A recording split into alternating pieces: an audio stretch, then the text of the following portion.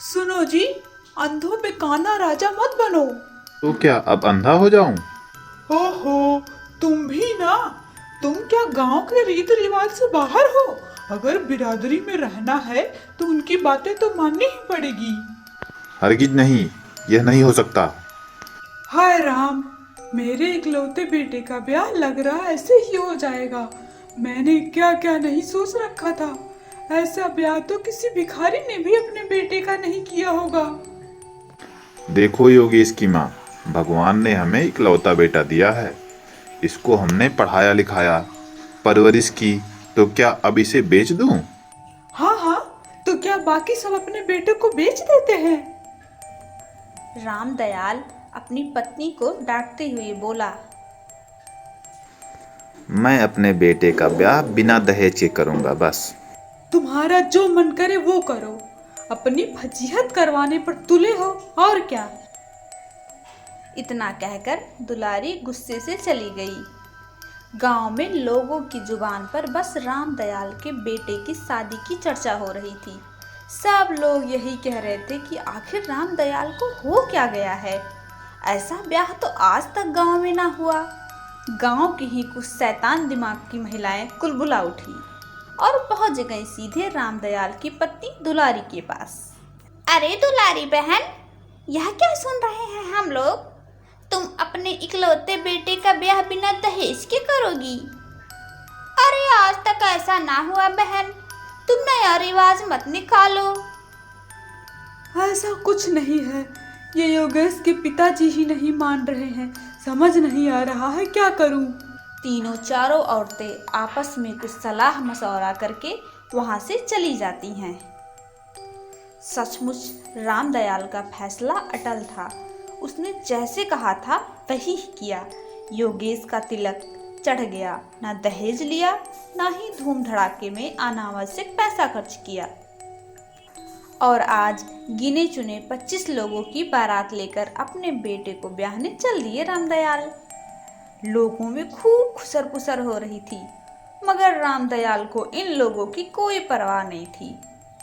मगर यह क्या, लड़की के दरवाजे पर तो बड़ी तड़क भड़क और चिल्लपो थी। एक ओर आर्केस्ट्रा तो दूसरी ओर शहनाई वाले अपनी राग अलाप रहे थे। आखिरकार बड़ी खुशियों के साथ धूमधाम से योगेश का ब्याह संपन्न हो ही गया। अगली सुबह बारातियों को नाश्ता कराने के बाद विदाई की तैयारी शुरू हो गई।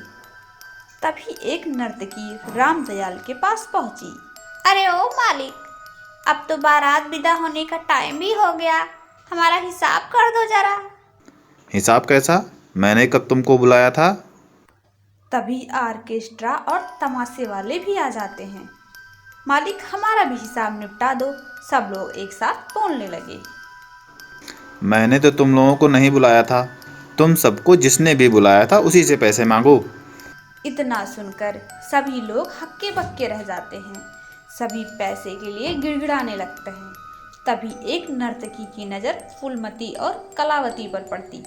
अरे ओ माता जी, तुमने ही तो हम दोनों को बुलाया था। सभी लोग एक साथ हाँ हाँ हाँ हाँ, ये बुलाए थे। अरे ओ योगेश के पिताजी, शादी तुम्हारे इकलौते बेटे की है तो पैसा तुम्ही को तो देना पड़ेगा ना।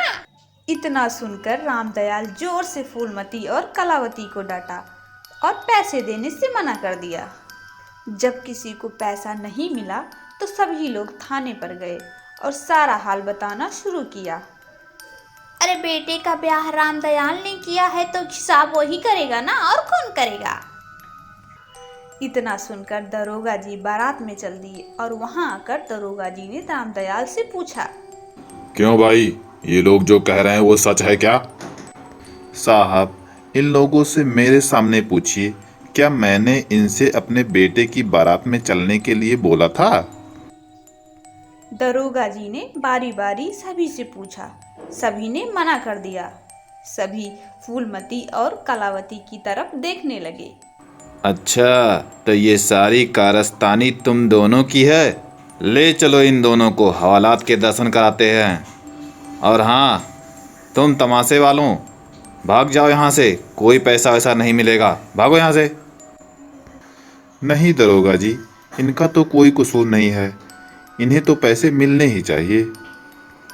हाँ हाँ, सही कह रहे हैं आप। इन बेचारों ने तो हमारे घर की शोभा बढ़ाई है, इसलिए इनको इनका खर्चा मिलना ही चाहिए। इनका खर्चा मैं खुद दूंगा। पर हाँ, हम रामदयाल भाई को एक नेक इंसान मानते हैं, जिन्होंने दहेज लेना और फिजूल खर्च करना पाप माना है। दोस्तों, लड़की अपने आप में ही सबसे बड़ा दहेज है।